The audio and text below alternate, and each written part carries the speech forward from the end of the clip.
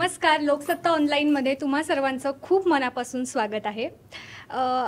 अस्सल मातीतला शेतात शूट झालेला असं आम्ही चित्रपटाच्या पोस्टरच्या खालीच वाचलेलं होतं. जेव्हा हेमंत सरांनी पहिली हिंट दिलेली की आम्ही फर्स्ट क्लास दाभाडे काढतोय, तर ही कथा सर कधी सुचली आणि हा सगळा आपल्या शेतात हा सिनेमा शूट करायचा. जिम्माच्या 2 ट्रिप आम्ही परदेशवारी बघितली आणि आता पुन्हा एकदा आम्हाला गावची सफर घडवायची, तर हे नेमकं कधी सुचलं? त्याच्या मागे एक वेगळी गंमत आहे. म्हणजे हा सिनेमा मी साधारण लॉकडाऊनच्या दरम्यान लिहिला होता आणि तेव्हा मी तो आम्हाला ऐकवला होता. जेव्हा गोष्ट हा वेगळाच सिनेमा होता. म्हणजे त्याच्या पात्राची स्टोरी ही होती त्यात.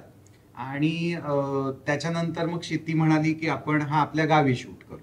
मग असं ठरलं की नाही, तिकडे इन्फ्रास्ट्रक्चर आहे की नाही आपल्याला माहित नाही, पण ती म्हणाली की नाही, करू आता आपण जर आता इंग्लंडमध्ये जाऊन लेक डिस्ट्रिक्ट वगैरे साईडला जाऊन शूट करू शकतो छोट्या क्रूला घेऊन, तर आपण करू शकतो आता इथे.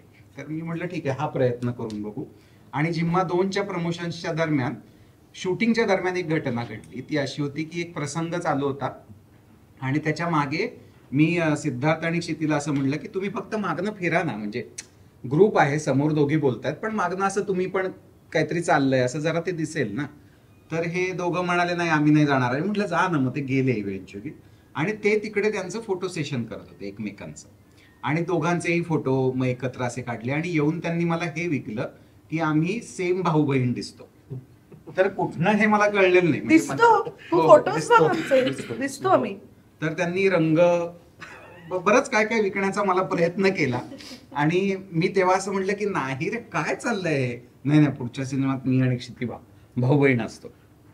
तर त्याच्यानंतर जिम्मा 2च्या प्रमोशन्सला गप्पा मारता मारता, सिद्धार्थशी गप्पा मारताना, क्षितीशी गप्पा मारताना असा विषय झाला की काय करायचं पुढचं. आणि मग मी म्हणलं की अरे ती अमेयावाली फिल्म आता करायची आहे आपल्याला.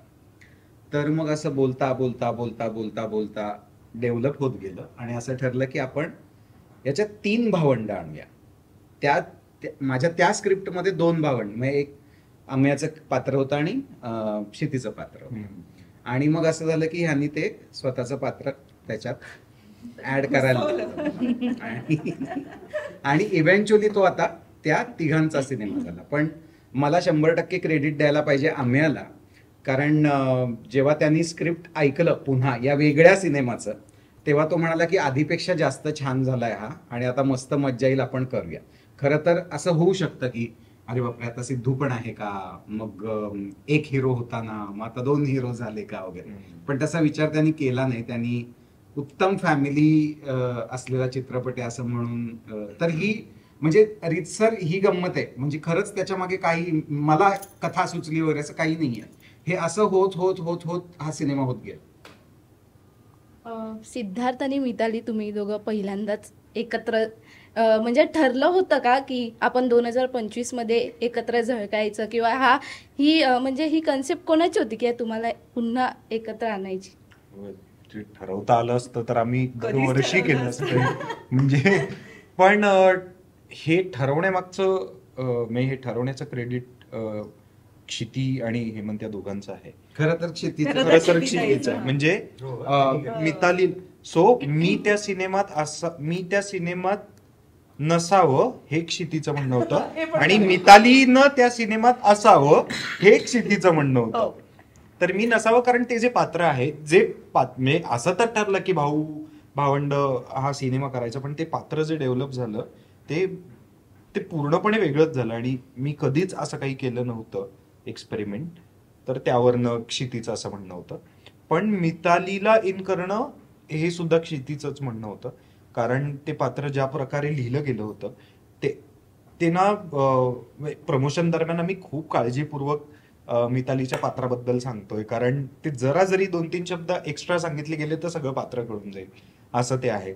आणि मला याचा आनंद जास्त आहे की आम्ही दोघं जर का पहिल्यांदा एकत्र सिनेमात काम करतोय तर ते आमच्याच मित्रांच्या सिनेमात, आणि आम्हाला माहिती आहेत की हे प्रोडक्शन हाऊस, हे दिग्दर्शक, ती जोडी जी काही आहे ती अप्रतिमरित्या वेगळ्या पद्धतीनं दाखवतील. जसे प्रेक्षक एक्सपेक्ट करतायत त्याच्यापेक्षा काही पटीनं वेगळ्या पद्धतीनं असं दाखवतील याची आम्हाला खात्री होती. सो काही म्हणजे त्याच्यामध्ये आता माझं पात्र काय वगैरे हे विचारण्याचा काही सवालच नव्हता, की तू आहेस या सिनेमात, ओके डन, एवढंच होतं ते. आणि मी म्हणजे मला खूप आधीपासून भैयाबरोबर काम करायचंच होतं, पण असं होतं ना बऱ्याचदा की आपणच कसं सांगायचं की मला पण काम करायचं आहे, मला पण घे या तुझ्या सिनेमात. तर तेव्हा मला सिद्धार्थ म्हणाला होता की नाही, तू तू सांगून बघ, काम मागण्यात काहीच म्हणजे चूक नाहीये. तेव्हा मी हेमंत सरांना एक मेसेज केला होता की मला मला आवडेल तुझ्याबरोबर काम करायला, कधी तुझ्या सिनेमात माझ्यासाठी तुला असं वाटलं की सुटेबल एखादं पात्र आहे तर नक्की माझा विचार कर. आणि आय एम व्हेरी ग्लॅड की त्या दोघांनी ते लक्षात ठेवून या सिनेमात ते घडवून आणलं.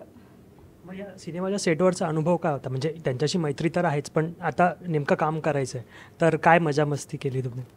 मजा तर आम्ही खूपच, म्हणजे इनफॅक्ट शूट असं कडेकडे नाही होत गेलं, आम्ही मजाच जास्त करत होतो खरं सांगायचं तर. पण हा म्हणजे आम्ही मित्र जरी असलो तरी मी या सगळ्यांकडून एस्पेशली खूप ऐकलं होतं की हा अत्यंत स्ट्रिक्ट आहे, हा खूप चिडतो, मग तू नीट राहा, तू फार आगाऊपणा करू नकोस हा वगैरे. पण नाही, मला एकदम उलटा अनुभव. पुढच्या सिनेमाला बघ, मी कदाचित खूप काय आम्ही असू म्हणतात, तसे. मी छान प्रामाणिकपणे काम केलं, त्याच्यामुळे मला फार ओरडा नाही पडला. यांना पडत असावा, कारण हे जर का मागे फोटो काढताना हे म्हणत असतील की आम्ही कसे बहीण भावासारखे दिसतो चालू सीन मध्ये. तर मला खूप मजा आली बाबा. अमय, तू यात सोनूची भूमिका साकारतोयस. बाकी त्यांनी सांगितलंच की तुला सर्वात आधी स्क्रिप्ट ऐकवली होती, पण जेव्हा स्क्रिप्ट ऐकलीस आणि भूमिकेत जसं की नंतर सिद्धार्थची एंट्री झाली, तर मग काय भूमिकेबद्दल तुला काय वाटतं, की काय तुझी प्रतिक्रिया होती तेव्हा, पहिली प्रतिक्रिया? भूमिकेबद्दल मला ऍक्च्युली माझी भूमिका बघण्यापेक्षा मी ती कथा कितपत प्रभावी आहे, ते स्क्रिप्ट किती चांगला आहे, असा सिनेमा मला बघायला आवडेल का, असा विचार जनरली करतो. आणि तसाच विचार मी यावेळेस केला. जे स्क्रिप्ट आधी मी ऐकलं होतं, मी असं म्हणेन की तेव्हा मी त्याला ते म्हणलं होतं की मला हे आवडतंय, पण त्याचा जीव छोटा वाटतं. म्हणजे तो असा 2.5 तासाचा सिनेमा मला वाटत नाही, थोडासा ताणून गेल्यासारखा वाटतं. आणि तेव्हा मी फक्त कथा ऐकली होती, असं नाही की एलॅबोरेट स्क्रिप्ट ऐकलं होतं.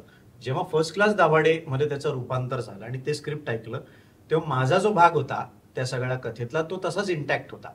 असं म्हणता येईल की त्यात हिचा भाग अजून फुलला आणि ह्याचा पूर्णपणे एक ट्रॅक ऍड झाला. सो मग तो परिपूर्ण सिनेमा तयार झाला.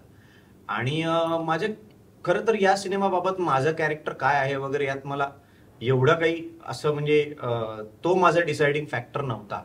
मला या दिग्दर्शकाबरोबर अनेक वर्ष काम करायचं होतं, कारण एका अर्थी आम्ही म्हणजे we go back a long way. म्हणजे आम्ही भरपूर प्रायोगिक नाटकं एकत्र केलेली आहेत आणि इतक्या वर्षात कधी संधी आली नव्हती. आम्ही बरोबर 20 वर्षांनी काम करतोय एकत्र. 20 वर्षापूर्वी शेवटची आम्ही नाटकं, एकांकिका सगळं खूप करून झालंय त्यावेळेस. तर त्यामुळे मला स्क्रिप्ट कसं होतं याकडे जास्त, पण मला असं वाटलं की त्यांनी त्याचं जे काही नाटकातलं सगळ्यात चांगलं काम आहे ते तो काही म्हणत असलं तरी ते माझ्याबरोबर जी त्यांनी नाटकं केली तेच त्याचं सगळ्यात चांगलं काम होतं. तर सिनेमातलंही त्याचं सगळ्यात चांगलं काम माझ्याबरोबरच आहे. म्हणजे जिम्मा 1 आणि 2 चांगलेच होते, बघतोस काय मुजराकर चांगलाच होता, सनी चांगलाच होता, पण हा सिनेमा त्या सगळ्यापेक्षा वरचढ आहे, नाही का? मला वाटतं. नाही, पण ऑन अ जेन्युइन नोट म्हणजे या सिनेमाचं श्रेय सर्वांना जातं. म्हणजे मला असं वाटतं की सिनेमा ही प्रोसेसच कलेक्टिव्ह प्रोसेस आहे, सगळ्यांनी मिळून करायची प्रोसेस आहे. त्यात असं एक मला असंच वाटतंय, असं जर कोणी म्हणत राहिलं तर मग कोणी पार्टिसिपेट करणार नाही, मग ते टीमवर्क राहणार नाही. सो या सिनेमाच्या बाबतीत ती प्रोसेस खूप मनापासून मी एन्जॉय केली की प्रत्येक जण आपल्या परीनं कॉन्ट्रीब्यूट करत होता. भले ते स्क्रिप्ट असेल, डायलॉग्स असेल. आम्ही अनेकदा अरे मला असं वाटतं सुरुवातीला हे मेन्शन केलं पाहिजे का, हे आलं पाहिजे का, अशा बऱ्याच गोष्टी तुम्हाला त्या प्रोजेक्टबद्दल चांगलं फिलिंग येतं किंवा ते चांगलं व्हावं असं वाटतं, तेव्हा तुम्ही अधिक कॉन्ट्रीब्यूट करू लागता. आणि ते या सिनेमाच्या बाबतीत झालं, याची मला खूप मजा आली. राजश्री, तुझा या सगळ्यांबरोबर काम करण्याचा एकंदरीत अनुभव कसा होता? खूपच छान होता, खूप वेगळा होता. मला सुरुवातीला खूप दडपण आलं होतं की म्हणजे कास्ट एकंदर ऐकून, कारण ऑडिशन दिली तेव्हा एवढा अंदाज नव्हता की ही एवढी मोठी कास्ट असणार आहे. पण खूप दडपण आलं होतं सुरुवातीला. पण ह्या सगळ्यांनी खूप खूप छान मला सपोर्ट केलं, समजून घेतलं, सांभाळून घेतलं आणि ती प्रोसेस खूप सोपी केली माझ्यासाठी.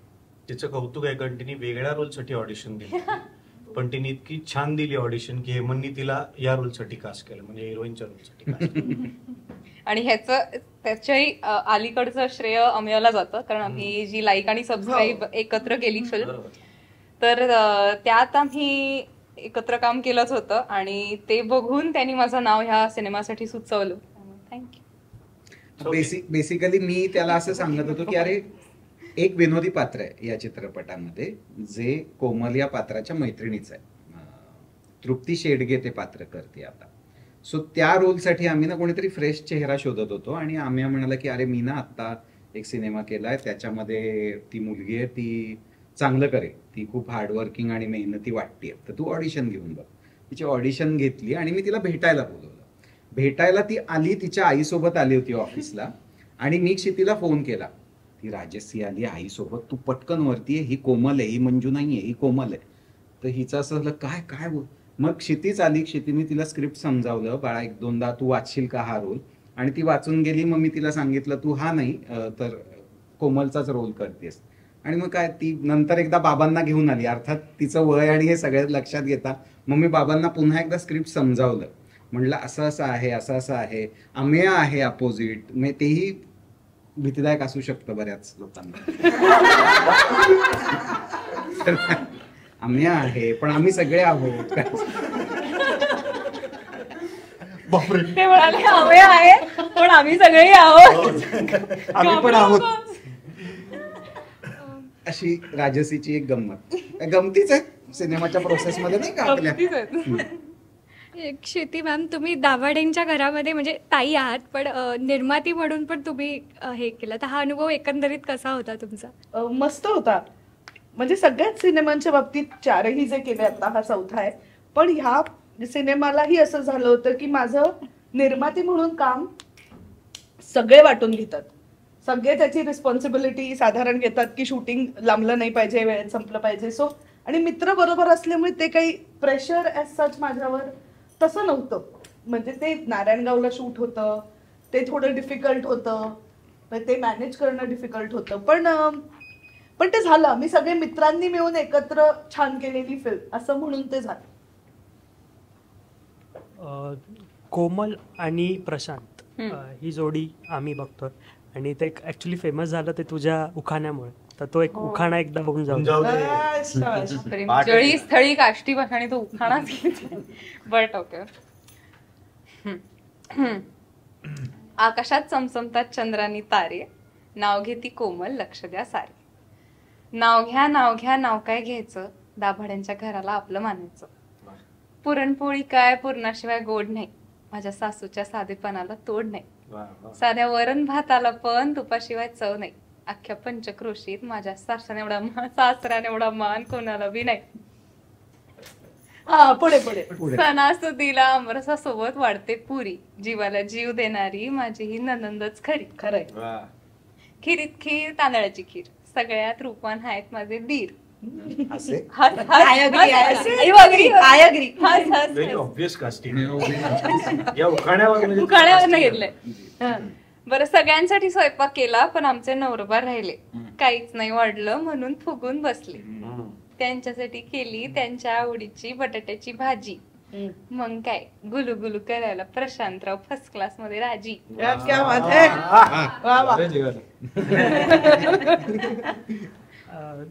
एवढी मोठी टीम आहे, ऑन स्क्रीन आहे आणि ऑफ स्क्रीन पण, मग कसं हँडल केलं त्यांना तुम्ही दोघांनी पण? म्हणजे आता एक माहिती म्हणून सांगतो, हे आहे आमचं प्रोफेशन, हे ब्रेड अँड बटर आमचं याच्यावरच. आम्हाला पैसे मिळतात, आम्ही ऍक्च्युली खरंच नीट सिरियसली सिन्सिअरली काम करतो. मला माहितीये विश्वास बसणं अवघड आहे, इतर वेळेस आम्ही खूप टाइमपास करत असतो, पण कामाच्या ठिकाणी खरंच काम करतो. कामात लक्ष असतं आमचं, डायलॉग पाठ असतात, थोडंफार वेळेवर येतो. नाही, खरं सांगू का मी, म्हणजे माझा आणि क्षितीचा या गोष्टीवर विश्वास आहे की भले एक वेळ टॅलेंट कमी चालेल, पण माणूस चांगला पाहिजे जो आपल्या सिनेमाशी किंवा आपल्या टीमशी जोडला जाईल. त्या ही सगळी criteria त आम्ही अगदी बरोबर बसतो. चांगली कॅटेगरी त्यामुळे ही चांगली माणसं तर आहेतच, पण ही अतिशय टॅलेंटेड, हार्डवर्किंग आणि सिन्सिअर मंडळी आहेत. आणि मला सगळ्यात जास्त वाईट किंवा राग या गोष्टीचा येतो की माझ्या इतकं कोणी सिन्सिअर नसेल तर मला खूप राग येतो, खूप त्रास होतो. आणि अशीही माणसं भेटतात या प्रोसेसमध्ये, अशीही माणसं भेटतात की त्यांना काही पडलेलं नसतं आणि ते कसं आहे, तुम्हालाच माझ्या कामाबद्दल काही वाटत नसेल तर मला तुमच्याबद्दल काहीच वाटणार नाही, ते तो गिव्ह अँड टेकच होणार नाही. तर ते यांच्या बाबतीत अजिबात नव्हतं. ते अतिशय डोकं खाणारी माणसं आहेत ही. म्हणजे या सिनेमात जर तुम्ही बघत असाल, टीजर मध्ये सुद्धा आहे की आम्ही स्टॅमर करतो, हे त्याचं स्वतःचं कॉन्ट्रीब्युशन की स्क्रिप्ट वाचून अनेकदा घरी जाऊन माझं डोकं खाऊन मला ना काहीतरी त्याला अजून ऍडिशनल पाहिजे वाटतंय रे असं करत करत त्यांनीच हे टाकलं की मला असं डोक्यात आलं की स्टॅमरिंग घेऊ का, पण मी म्हणलं अरे ते खूप असं विनोदी आहे आणि हे पण नको वाटायला. मग जागा ठरवून घेतल्या. सिद्धार्थच्या बाबतीत सुद्धा तेच आहे की तोच मला भेटायला आला आणि तो म्हणजे जेव्हा आमचं दुसऱ्यांदा एक रिडिंग झालं की आता हे स्क्रिप्ट फायनल लॉक, त्याच्यानंतर तोच भेटायला आला आणि मला म्हणाला की मला असं वाटतंय की तू प्रेमापोटी मला कास्ट करतोयस, मला मी इमॅजिनच होत नाहीये, तर तू दुसऱ्या कोणाला तरी कास्ट कर. सो ही माणसं त्या फिल्मला, त्या गोष्टीला, आपल्या कामाला घेऊन अत्यंत सिन्सिअर आणि गंभीर आहेत.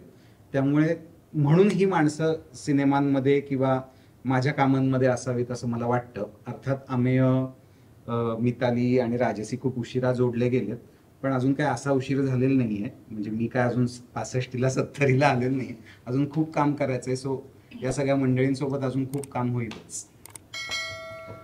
नवीन वर्षाची सुरुवात मराठी चित्रपटाने झाली आहे आणि महिन्याभरात 7 मराठी चित्रपट आहेत. तर मराठी चित्रपट म्हणून बघता ही खूप चांगली गोष्ट आहे, पण निर्माता आणि दिग्दर्शक या दृष्टिकोनातून विचार केला तर नेमकी काय परिस्थिती आहे आणि म्हणजे कशा पद्धतीने या गोष्टींकडे तुम्ही बघता? मार्केटिंग पण आहे, प्रमोशन आहेत आणि मेन म्हणजे शोज मिळणं, तर त्या दृष्टीने काय? आता आलाय खरा प्रश्न. मग कोणी विचार हा क्षितीला सुद्धा प्रश्न आहे. नाही, माझं एक म्हणणं आहे की एखाद्या मराठी सिनेमामुळे माझ्या मराठी सिनेमाच्या शोज मध्ये क्लॅश होत असेल तर जरी मला त्याचं वाईट वाटलं तर म्हणजे की अरे माझ्या फिल्मला शोज नाही मिळतात, मला दुःख होत नाही त्याचं. कारण आपण महाराष्ट्रात आहोत, मराठी सिनेमांना ह्याचा मराठी सिनेमा का माझा, मग त्यातला जो चालतोय त्याला जास्त शोज मिळणार, मला कमी मिळणार, घ्या, दिस इज कम्प्लिटली फाईन.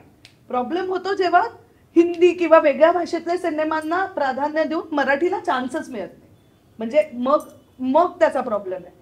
7 सिनेमे एकत्र आले एका महिन्यात, माझं पर्सनल मत आहे प्रचंड चांगली गोष्ट आहे, उत्तम गोष्ट आहे. सिनेमे चालावे. काय होतं, एक सिनेमा बघितला, तो आवडला, तो चालला की ऑटोमॅटिकली असं होतं पुढच्या आठवड्यात काय होणार आहे, पुढच्या आठवड्यात काय, आता कुठल्या फिल्म झाल्या, ही झाली मग ही पण बघू.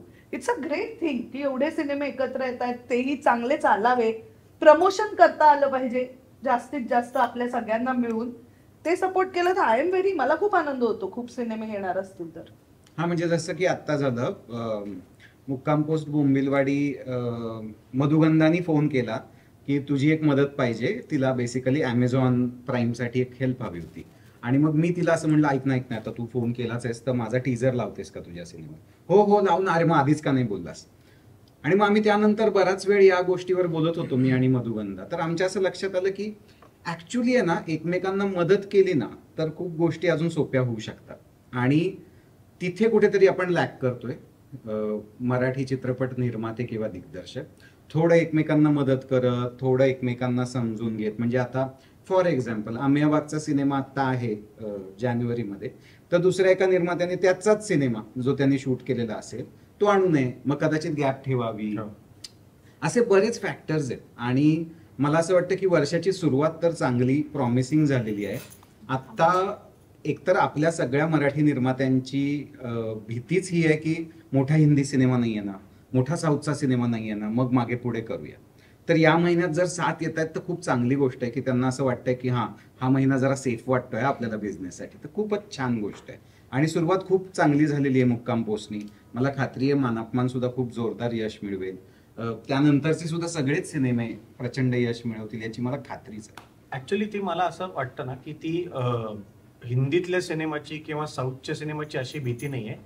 मोठ्या सिनेमाची सगळ्यांनाच भीती असते. हम्म. म्हणजे साऊथच्या मोठ्या सिनेमाची साऊथवाल्यांना पण भीती भीती असते असते हो आणि हिंदीतल्या मोठ्या सिनेमाची हिंदीवाल्यांनाही भीती असते. बरोबर. कारण आता आपल्याला माहितीये पुष्पा आला होता मागच्या महिन्यात, तर खूप आठवडे तो सिनेमा चालूच होता, अजून गर्दी आहे. होतच होते. आणि त्याच्या नंतर जे काही सिनेमे आले 2 आठवड्याच्या अंतराने सुद्धा, की त्यांना नाही मिळाल्या स्क्रीन्स. सो त्या मोठ्या सिनेमाला त्याचा ड्यू रिस्पेक्ट देऊन थोड्या गॅपनी सिनेमा रिलीज करणं हा लॉजिकल डिसिजन आहे असं मला वाटतं. नुकताच शशांक सर म्हणाले की मराठी इंडस्ट्री ऑक्सिजनवर आहे, म्हणजे अनुदानाचं वगैरे ह्या गोष्टी काढून घेतल्या तर आता मराठी शशांक शेंडे येऊन industry- गेले. हा, तर यावर तुमचं काय मत आहे? तुम्हाला वाटतं का असं? नाही, मला नाही वाटत असं. नाही, मला असं अजिबात नाही वाटत. आणि काय ऑक्सिजनवर सगळेच आहेत, म्हणजे सगळे आपणही industries. होत ना आता ऑक्सिजन भारतही आणि ऑक्सिजनच काढून जगही घेतलं तर आहे. आपण जगणार नाही आहोत. तर तसं नाहीये. इन जनरल एंटरटेनमेंट म्हणून सुद्धा आता हिंदी सिनेमेवालेही असं अनेक वेळेला म्हणतात की नाही आपण खूप असं क्रिटिकल ह्याच्यात आहोत, सिनेमे चालले पाहिजेत. I am sure what he tried to say was की जास्त लोक सिनेमा बघायला येतील मराठी, तेवढे जास्त सिनेमे बनतील. तेवढे म्हणजे आता काय होतं युट्यूबवर वगैरे येताना लिहून की अरे काय अजून प्रोडक्शन वाढवा, ते काय पैसे वाढवा, अजून ग्लॅमरस करा. एक तर मला नाही वाटत मराठी सिनेमा ग्लॅमरस नाहीये, तो त्या पद्धतीने आहे. म्हणजे मराठी सिनेमा पण हिंदी सारखा करायचा असेल तर मग हिंदी सिनेमा करूया, नाही का? म्हणजे मराठी सिनेमाला एक त्याची सेन्सिबिलिटी आहे, एक म्हणजे साऊथचे सिनेमे हे त्या सेन्सिबिलिटीने बनतात.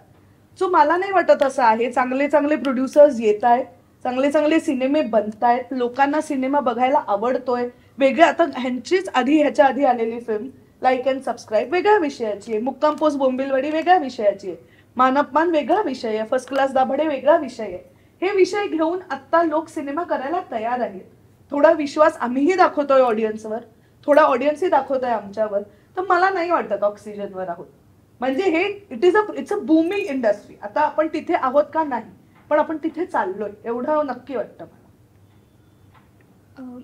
बोंबिलवाडीचा विषय निघालेला, बोंबिलवाडीची टीम आलेली तेव्हा त्यांचं असं म्हणणं होतं, प्रशांत दामले सर किंवा वैभव मांगले सर, ते असे बोललेले की जेव्हा आपल्याला एखादा डिरेक्टर प्रॉमिसिंग वाटतो तेव्हा प्रेक्षकांनी सुद्धा आवर्जून जायला पाहिजे. तेव्हा त्यांनी हेमंत सरांच्या प्रत्येक मूवीचा उल्लेख केलेला की जर आपल्याला ह्या जिम्मा किंवा या चित्रपटाचं यश माहिती आहे, आपल्याला त्याची कथा माहिती आहे, तर प्रेक्षकांनी विश्वास ठेवायला आजचा प्रेक्षक कमी पडतोय का, असं याबाबत तुम्हाला काय वाटतं? मला तसं वाटत नाही. म्हणजे आपण फक्त प्रेक्षकांना ब्लेम नाही करू शकत, सगळ्यांची मिळून प्रोसेस आहे. म्हणजे याच्यामध्ये खूप फॅक्टर्स आहेत. याच्यामध्ये निर्माता आहे, कथा लिहिणारा लेखक आहे, दिग्दर्शक आहे, अभिनेते आहेत, मल्टिप्लेक्स आहे, मार्केटिंग आहे, तुमची वृत्तपत्र आहेत, मीडिया, सगळ्यांचा मिळून कुठेतरी ही गंमत आहे. म्हणजे क्वालिटी आणि क्वांटिटी याच्यामधला बॅलन्स आपण साधायला कमी पडतोय मराठी चित्रपट म्हणून.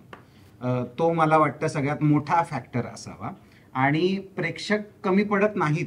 म्हणजे मी जर सिटी प्राईड कोथरूडला गेलो तर ते प्रेक्षक मंगळावरून आलेले नाही आहेत जे दृश्यम 2, पुष्पा 2 या सिनेमांना तौबा गर्दी करतायत. त्यांचं कुठलंही यान उतरलेलं नाही आणि त्यातनं ते आलेले नाहीत. ते बाजूच्याच बिल्डिंग्समधनं आलेत. म्हणजे तो मराठी प्रेक्षकच आहे. तो मराठी प्रेक्षक घरातून बाहेर पडून मनोरंजन स्वतःचं करून घेतो. तो नाटकाला जातो, तो सिनेमांना जातो, तो बाकी बऱ्याच गोष्टींना जातो. मुद्दा हा आहे की विश्वास कदाचित आम्हीच देण्यात कमी पडतोय असं मला वाटतं. चित्रपट निर्माते, दिग्दर्शक आणि संपूर्ण चित्रपट सृष्टी म्हणून की आपण चित्रपट चांगलाच आहे हा सकसच आहे आणि येऊन तुम्ही बघाच, हे 100तलं प्रमाण मला वाटतं कधीतरी 10-15 एवढंच राहतं वर्षाला. तर ते 100तलं 50 वर जरी आलो ना तरी प्रेक्षकांचा विश्वास अजून वाढेल.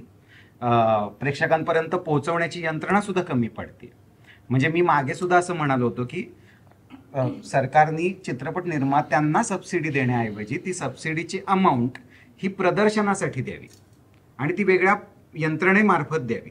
म्हणजे सरकारच्या काही यंत्रणा आहेत त्या अवेलेबल करून दिल्या जाऊ शकतात चित्रपट निर्मात्यांना की ज्यातनं प्रमोशन अजून लोकांपर्यंत पोहोचेल. सो काय आहे त्याच्यात मार्केट आहे, महागाई आहे, खूप फॅक्टर्स आहेत. आपण आत्ता इथे बसून अरे तुमचा चित्रपट कळलाच नाही आम्हाला, तर मी जर आत्ता रेट कार्ड सांगायला गेलो तुम्हाला चॅनेल्सवरती प्रोमो चालवायचं किंवा पेपरमध्ये जाहिराती द्यायचं तर तुम्ही म्हणजे सगळेच थक्क होतील हे आकडे पाहून. तर त्या आकड्यांचं गणित, चित्रपटाचं बजेट, प्रमोशनचं गणित, त्याच्यानंतर येणारे रिटर्न्स, हे सगळं पाहता हे खूप म्हणजे शशांक शेंडे कदाचित याविषयी मला वाटतं ऑक्सिजनवर आहोत असं म्हणाले असावेत. पण मला असं वाटतं की कुठल्याही इंडस्ट्रीत हे कधी ना कधी होतच असतं. ऑल्सो ते प्रश्न म्हणजे त्या विषयावर परेश मोकाशींचे सिनेमे ह्याच्या आधीचे आणि त्यांचे आलेले सगळेच सिनेमेला प्रेक्षक गेले त्यांच्यावर विश्वास दाखवून. So which is also good thing. म्हणजे त्यांचा गेल्या वर्षी वाळवी आला, आत्मपॅम्पलेट आला, आता मुक्काम पोस्ट, नाचगं घुमा आला, जोही खूप चाललेली सिनेमे आहेत. सो त्यांच्यावर विश्वास दाखवून ऑडियन्स येतच आहे. There is a loyal audience. आपण अजून ते पुश करत राहायला पाहिजे. ऍक्च्युली ते खूप ट्रिकी आहे. आपण म्हणतो साऊथचे सिनेमे चालतायत खूप, पण मागच्या वर्षीचं तू आता आपण असं म्हणूया की मल्याळम इंडस्ट्रीत सगळ्यात चांगले सिनेमे आपल्या देशात बनतात. ऑन अन ॲव्हरेज वेगवेगळे विषय सतत येतात लोकांसमोर. त्यांच्याकडे अगदी नवीन चेहऱ्यांनी घेऊन सिनेमे केले तरीही ते चांगले चालतात. ऑडियन्सला वेगवेगळ्या विषयांचा ऍक्सेप्टन्स आहे असं आपण म्हणतोय. पण मल्याळम इंडस्ट्रीचे मागच्या वर्षीचे जर स्टॅटिस्टिक्स काढले तर 1000 कोटीचा खर्च आहे आणि 300 कोटीची फक्त रिकव्हरी झाली. 700 कोटीचा लॉस आहे. तर आपण जे म्हणतोय की जी देशातली सगळ्यात चांगली इंडस्ट्री आहे, सगळ्यात सकस काम करणारी, त्यांचं सुद्धा असंच आहे. म्हणजे काय होतं, एक कुठला तरी सिनेमा येतो आणि तो खूप धोधो चालतो, मग आपण असं म्हणायला लागतो की ती इंडस्ट्री तर काय भारीच आहे, खूप भारी. असं नाहीये. म्हणजे आत्ताच उदाहरण आहे की RRR मधला हिरो होता देवारा नावाच्या सिनेमात, पण देवारा सिनेमा तेवढा नाही चालला. मुद्दा त्यांच्या रिकव्हरीचा आहे असं मला वाटतं. त्यांच्याकडे रिकव्हरी मॉडेल चांगला आहे. आपल्याकडे सॅटेलाइट राईट्स आणि OTT मधनं सिनेमात आपण जेवढे पैसे घालतोय त्याच्या 40-50% तरी त्यातनं रिकव्हर होत असतील. जे रिकव्हरी मॉडेल आपल्याकडे नाहीये म्हणून ते सतत लॉस होतोय किंवा मग नवीन निर्मात्यांना हवं तेवढं ब्रेक इव्हन करता येत नाही, असा मुद्दा आहे. म्हणजे असं नाहीये की सगळ्याच भाषांमधले सगळे सिनेमे जोरदार चाललेत आणि मराठीतच काही चाललं नाही. हा परसेप्शन अजिबातच नाही. म्हणजे आता गेल्या वर्षी हिंदीत सुद्धा पहिले 5-6 महिने दुष्काळच होता. म्हणजे एखादाच सिनेमा चालला होता, आर्टिकल 370 तोच चालला होता, बाकी सगळा दुष्काळच होता. सो फेजेस असतात, मला वाटतं फेजेस येतात जातात. आता सुदैवाने दुर्दैवाने व्हॉट एव्हर मराठी जे मालिका आणि यांचं विश्व आहे, सो ही जी चॅनल्स आहेत त्यांचं मर्जर, एक चॅनल येत आहे एक नाही, हे बऱ्याच गोष्टी चालू आहेत. सो त्याच्यामुळे बरेच फॅक्टर्स आहेत, एक्सटर्नल फॅक्टर्स, जे इन प्लेस आले की आपण 6 महिन्यांनी कदाचित एकमेकांशी पुन्हा जेव्हा इंटरव्ह्यू करत असो तेव्हा असं म्हणू की अरे मराठी इंडस्ट्री तर कुठे आहे. सो मला असं वाटतं की let's hope for the best, आणि होईलच, होतच आहे. याच विषयाला धरून की मल्टिप्लेक्स बऱ्याचदा शोज रद्द करतात. तुम्ही सनी चित्रपटाच्या वेळी सांगितलं होतं की विकेंडला काही शोज रद्द झाले. तुम्ही त्यावर बोलता, म्हणजे त्याविषयी सुद्धा तुमच्या सिनेमा असताना सुद्धा आणि बाकीच्या सिनेमांबद्दल पण बोलता. मग नुकतंच मल्टिप्लेक्सबद्दल सुबोध भावे म्हणाले होते, इथेच एका मुलाखतीत म्हणाले होते की जर आपल्याला मल्टिप्लेक्स शोज देत नाही आहे तर आपण पर्यायी व्यवस्था निर्माण करायला हवी. आणि ही मी एकटा नाही तर पूर्ण इंडस्ट्रीने मिळून, जसं तुम्ही पण सांगितलं की इंडस्ट्रीने आपण मिळून जर काम केलं तर काही होऊ शकतं. तर याबद्दल तुम्हाला काय वाटतं? माझा एक प्रश्न आहे की अशा वेळेला जेव्हा कुठली पॉलिटिकल व्यक्ती इथे येते हु इज ऍक्च्युअली आन्सरेबल, त्यांना आपण त्या वेळेला other than the political things हे प्रश्न आपण विचारतो का? म्हणजे तेव्हा काय होतं, हे जेव्हा पॉलिटिकल लोकांपर्यंत येतं ना तेव्हा एंटरटेनमेंट बद्दलची त्यांची मतं थोडी मागे पडतात, म्हणजे आपल्या बाजूने विचारली जात नाही. मग आम्हाला सुद्धा कधी असं होतं की अरे थिएटर्स मिळत नाहीयेत, आपण ह्याचं दार ठोठावू का? आणि ठोठावावंच लागणार कारण आमचेही पैसे लागले. पण खरं तर हे प्रश्न पॉलिटिकल लोकांना who actually have the right to do it, who can do it, त्यांना विचारले पाहिजे. म्हणजे इंडस्ट्री म्हणून आता आम्ही सगळ्यांनी ठरवलं की आपण कोणी नाही बघत आहे ना सिनेमा, इथे मी पडदा लावते खाली चौकात आणि माझा सिनेमा दाखवते, मग बघू मी त्याच्यावर तिकीट लावते. हे आम्ही कितीही म्हणालो तरी ते शक्य नाही, म्हणजे practically. So I always think it is a question to be asked to the political people की आम्ही काय करू शकतो किंवा तुम्ही आम्हाला काय देऊ शकता ह्याच्यातनं. तर तरी तू बोलू शकतोस, पण हे माझं मत आहे याच्यावर. आता मल्टिप्लेक्स वाल्यांनी सुद्धा त्यांचं दुकान टाकलंय ना, म्हणजे त्यांना सुद्धा त्या दुकानाचं भाडं आहे, ठेवलेले कामगार आहेत. मला असं वाटतं त्यांच्या दृष्टीने बिझनेस आहे. ज्याचा बिझनेस म्हणजे जो ज्या भाषेतला चित्रपट बिझनेस देणार आहे त्याला ते प्रेफरन्स देणार आहे. त्याच्यामुळे मला असं वाटतं की मल्टिप्लेक्स हा पुन्हा एक फॅक्टर झाला त्याच्यातला. प्रेक्षक, सरकार, पॉलिसीज, म्हणजे खूप गमतीचा भाग असा आहे की तमिळ, तेलुगू, मल्याळम इंडस्ट्रीमध्ये प्रेक्षकच हिंदी आणि इंग्लिश बघत नाही. प्रायोरिटीज आपल्या भाषेला आहे. आता इथं आपलं काय झालेलं आहे, इथं आपल्याला आत्ता आपण जर वरळीला गेलो तर मामा काणेच्या बाहेर आपल्याला अमेय वाघ पण वडापाव खाताना दिसतो आणि विकी कौशल पण दिसतो. म्हणजे आपली अमेय वाघची स्पर्धाच त्याच्याशी आहे ना इथे. त्यामुळे तो मुद्दा ऑमलेट पाव खायचो पण आम्ही दोघी असतो. बरं ओके. तो मुद्दा ना तो फार ट्रिकी आहे. म्हणजे इथे मुंबईत, महाराष्ट्रात, पुणे मुंबई स्पेशली या 2 शहरांमध्ये जिथे सर्वाधिक बिझनेस मराठी आणि चित्रपट. ऍक्च्युली तो सुबोधचा इंटरव्ह्यू मी पाहिलाय, तो खूप छान म्हणाला की नाट्यगृह जिथे नाटकाचे प्रयोग होत नाहीये तिथे आपण स्क्रीन लावून ते मराठी सिनेमासाठी तरी ओपन करूया, which is a great idea. खूप मागे पण खूप आपल्या हातात नाही ते. फक्त छान आयडिया अजितदादा पवारांनी एक मागे नुसतं फक्त त्याची घोषणा झाली की महाराष्ट्रातली जी एसटी स्टँड्स आहेत त्याच्यावरती एक थिएटर बांधण्यात यावं आणि जे फक्त मराठीचं असेल. आता तेव्हा जेव्हा त्यांनी ही अनाउन्समेंट केली तेव्हा खूप भारी वाटलं.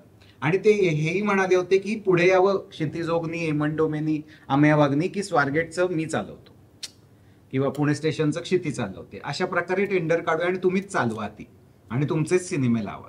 परंतु ते नाही सत्यात आलं. आता परत तेच आहे, कोणाला दोष द्यायचा कोणाला नाही. पण ह्या आयडियाज ज्या अशा आहेत त्या आमच्यापेक्षा सरकारला जास्त सुचू शकतात आणि सरकार जास्त चांगल्या पद्धतीने इम्प्लिमेंट करू शकतो. ह्यालाच जोडून म्हणजे तू जे म्हणालास एस टी स्टँडचं ते दर सरकार आलं की सांस्कृतिक मंत्र्यांकडनं ती घोषणा पुन्हा पुन्हा होते. पण याच्यामध्ये एक जे जाणवतं ते ना की काही वर्षांपूर्वीपर्यंत मराठी चित्रपट निर्माते हा एक वेगळाच विषय होता. सगळे जुने निर्माते होते. म्हणजे झी आणि जिओसारखे स्टुडिओज मधल्या काळात वायकॉम सारखे आले.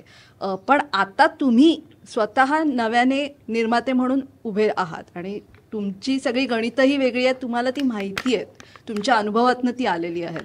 तर आता मराठी चित्रपट निर्माते एकत्र यावेत अशा पद्धतीने काही प्रयत्न होऊ शकतात का, किंवा तसा काही विचार ते येणार नाही का? मला वाटतं कधीच येणार नाही. असं आपण कशाला उगाच खोटा विश्वास आणि हे सांगावं, ज्याचं त्याने आपलं काम करावं. उगा एकत्र आणून मग त्यांचा मुरक्या होणार, मग तो मुरक्या का झाला मराठी कुठल्याच फिल्म इंडस्ट्रीत इन दॅट सेन्स तू बघशील ना, म्हणजे हिंदीत मला मल्याळम मध्ये आहे. सो मल्याळम मध्ये ती जी त्यांचं चित्रपट महामंडळ युनियन आहे, तर ते जे महामंडळ आहे त्याच्यामध्ये इतकी युनिटी आहे की मी गेल्या सिनेमाला निर्माता म्हणून अमेय वाघला इतके पैसे दिले होते. अमेय वाघचं हे होतं, त्याला या हॉटेलला ठेवलेलं, त्यांनी हे खाल्लेलं, त्याची ही यंत्रणा होती. हे दुसऱ्या निर्मात्याला इन दीज मेनी वर्ड्स सांगितलं जातं. म्हणजे जो नवीन निर्माता आहे त्याला हेही सांगितलं जातं, कुठून लाईट्स घेणार आहेस, थांब त्याच्याकडनं एवढ्याला नाही मिळत, एवढ्यालाच मिळतात, तू तेवढ्यालाच घे. हे आपल्याकडे नाही. आपल्याकडे पहिलं हे आम्ही सांगू नको आपलं काय झालं, आपल्यातलं डील सांगू नको. सो त्याच्यामुळे ते नाही होणार. म्हणजे तसं व्हावं ही अपेक्षाही मला वाटतं आता चूक आहे. मला एवढंच वाटतं की हे जे नवीन निर्माते आहेत आता, जे कोणी फार चांगल्या पद्धतीने काम करतात, त्यांनी आपलं काम करत राहावं. मला वाटतं की त्यांना थोडी समज येऊ घातलेली आहे की आपण एक्झॅक्टली काय करायचंय मराठी चित्रपट सृष्टीमध्ये, जेणेकरून प्रेक्षक जास्त संख्येने येतील. प्रेक्षक येतात पण ते जास्त संख्येने येतील. त्यासाठी कदाचित वेगळ्या पद्धतीचं मार्केटिंग, वेगळ्या पद्धतीचे सिनेमे, वेगळ्या पद्धतीचा लुक, काहीतरी स्वतःमध्ये बदल इंडस्ट्री म्हणून घडवावे लागतील आणि ते घडतात सुद्धा आहेत. म्हणजे ठीक आहे, मला असं वाटतं की फार निगेटिव्ह नाहीये चित्र, प्रचंड पॉझिटिव्ह आणि आशादायी चित्र आहे. खूप चांगली मंडळी आता काम करतायत.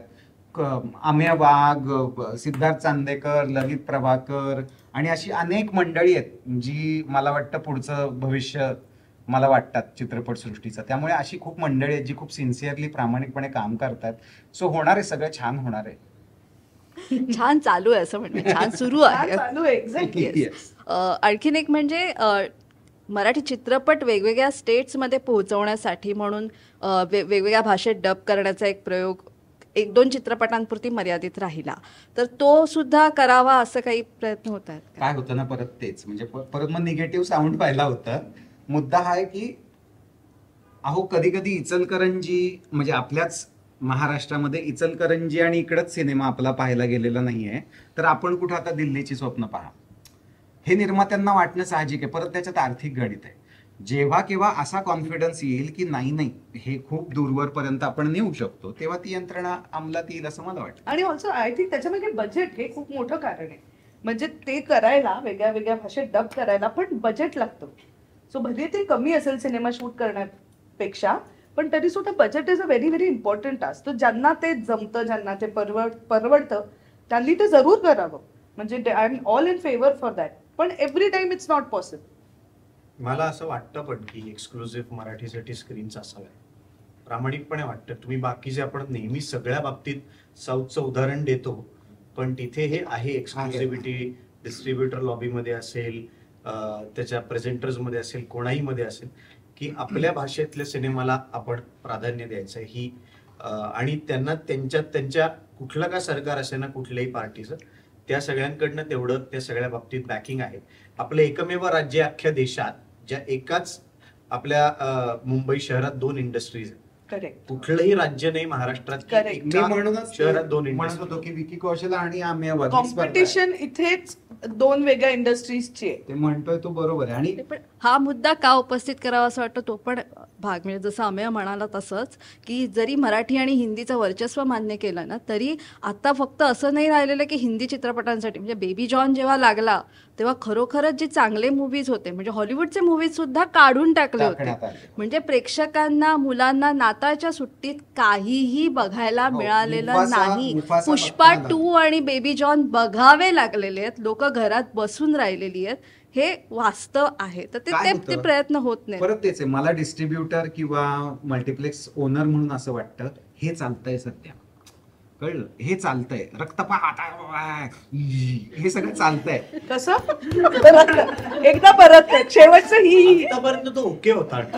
एकदा मला परत पुढे जाऊ देणार नाही हा इंटरव्ह्यू. म्हणजे कोयत्यानी वेळ कापला जातोय वगैरे हे जिंगोइझम तुम्ही ज्याला काय म्हणता ते काय? जिंगोइझम काय म्हणता तुम्ही त्याला? नाही, आम्ही काहीच म्हणत नाही. मी नाही म्हणत. असं खूप वोयरिझम हे नाव आहे. Voyeurism? नाहीये काहीच. वॉयरिझम आणि जिंकोइझम पण नाही आहे. बरं, ठीक आहे, ठीक बरं मी केलं ते ते आहे. कळलंय आम्हाला. हा. हे त्यांना वाटतं की आता खूप चालतंय, मग ते चालतंय तर त्याला लोक येणारच आहेत असं गृहीत धरलेलं आहे. सो तू म्हणालीस तेच आहे की मुफासा हा सिनेमा लहान मुलांना क्रिसमसला बघताच आला नाही, कारण त्याचे शोजच नव्हते 25-26 तारखेला. आता काय दुर्दैव आहे. काय काय काय बोलणं.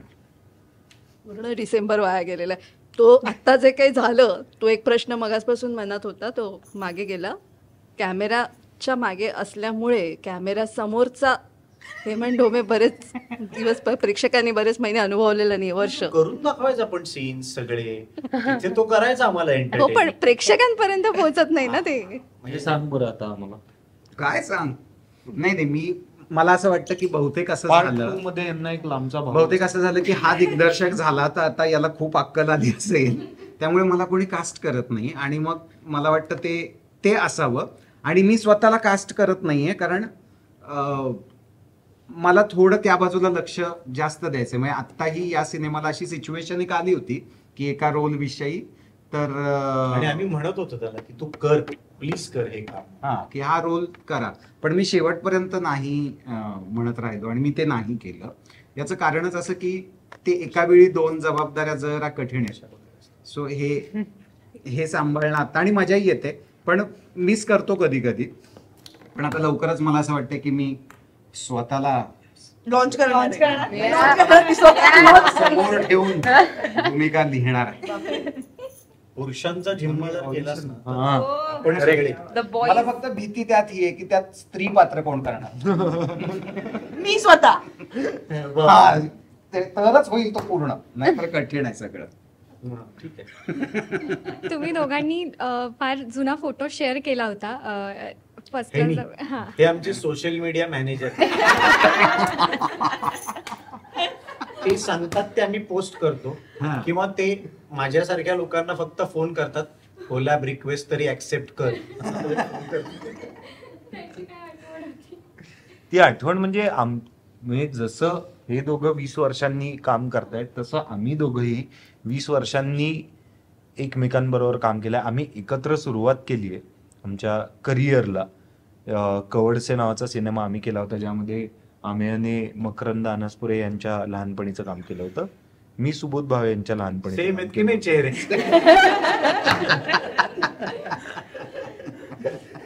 सो तो म्हणजे आणि तो रिलीज झाला होता 1 जानेवारी 2005 ला आणि आता 24 जानेवारी 2025 ला बरोबर 20 वर्षांनी आम्ही आणि बरं त्यातही आम्ही भाऊच होतो सख्खे, ज्याच्यात तो माझा मोठा भाऊ होता. या फर्स्ट क्लास दाभाडेमध्ये मी त्याचा मोठा भाऊ आहे, अशी ती गंमत आहे. सो तो फोटोच काय म्हणजे तो सिनेमाच युट्यूबवर आहे. मी अधनं बघत असतो की अशी का सुरुवात केली असेल मी हे जाणून घ्यायला. काय अमेय मोठा आहे ऑफस्क्रीन मी असं वागतो तू यश. अरे नाही नाही वयाने मोठा भाऊ, वयाने आणि वागण्याने तसा मोठा भाऊ एकच आहे आमच्या इथे तो बसलेला आहे. तो आम्हा सगळ्यांचा मोठा भाऊ आहे. हेमंतचाही मोठा भाऊ आहे क्षिती. हे तिघं भाऊ बहीण म्हणून ऑनस्क्रीन ठसवण्यासाठी चित्रपट करावा लागलाय. त्यांनी ते एका फोटोमध्ये केलेलं आहे. सो तीच ती गंमत आहे. मी आणि मिताली सुद्धा अनेक वर्षांनी एकत्र काम. करेक्ट. अरे हो, बिल्लू नावाचा सिनेमा होता, त्यात ती बाल कलाकार होती आणि मी किशोरवयीन कलाकार होतो. बाल आणि काय म्हणू आपण प्रौढीच्या मधला होता. तर इरफान खान आणि शाहरुख खान या दोन्ही नटांबरोबर एकत्र काम केलेले फक्त आम्ही दोघंच आहोत आता या पिढीचे. आणि तुमच्या बरोबर काम केलेले आम्ही आम्ही ते राजसी पुढे जाऊन ते मी आणि हा टीम बरोबर काम केलेली मीच आहे या पिढीची. 24 जानेवारी रोजी सिद्धार्थ आणि मितालीला खास प्रश्न आहे. साखरपुडा, लग्न आणि आता चित्रपट पण 24 जानेवारीलाच येतोय, तर हे सगळं योगायोगाने जुळलंय की ठरवून 24 जानेवारी? आम्ही कसं ठरवणार, क्षितीला सांगतोय. आम्ही साखरपुडा आणि लग्न ठरवून केलं, ते आमच्या हातात होतं. पण सिनेमा म्हणजे खरंच हे योगायोगानं म्हणजे मी पण शॉक्ड आहे. कारण आधी आम्ही जेव्हा अनाउन्समेंट झाली होती तेव्हा ती 15 नोव्हेंबरची होती आणि आम्ही पुण्याला होतो आपण. आय थिंक बरं पुण्याला असताना आम्हाला एक अचानक सरांचा फोन आला की आपण 24 जानेवारीला रिलीज करतोय फिल्म. तर तेव्हा आम्हाला असं भारी वाटलं की सो ते असं जुळून आलं. आणि ती तारीखही भयंकर लकी आहे माझ्यासाठी, कारण भेटलोही आम्ही आयुष्यात पहिल्यांदा भेटलोही त्याच तारखेला आपण करूया. कारण माझी भरभराट झाली त्या तारखेमुळे. तर मला वाटतं या सिनेमाची ही होईल त्या तारखेने भरभराटच होईल असं दिसतं. नक्की होईल. अजून एक मेंबर आहे लक्ष्मी ढोमे, तर तिच्याविषयी आम्हाला जाणून घेणं. चित्रपटात आहे का रोल की फक्त? नाही, चित्रपटात भूमिका नाहीये, परंतु त्याची पुन्हा आठवण आहे. तुम्ही टीझर मध्ये एक दृश्य पाहिलं असेल, शेती गोठ्यात चारा देते गाईंना आणि म्हशींना. तर तेव्हा माझे आई वडील त्या शूटला आले होते आणि शेती त्यांना असं म्हणाली की ती माझ्या बाबांना पप्पाच म्हणते, तर त्यामुळे ती म्हणाली की पप्पा ते आपल्याकडे का नाहीये गोठा. शेत एवढं आणि पूर्वी मी ऐकलंय की पूर्वी गोठा होता, खूप गायी होत्या. म्हटलं आता का नाही आपल्याकडे काही. तर त्यांनी चित्रपट रिलीज व्हायच्या आधीच गोठा बांधून त्यात गाय आणून वगैरे तिला खुश केले.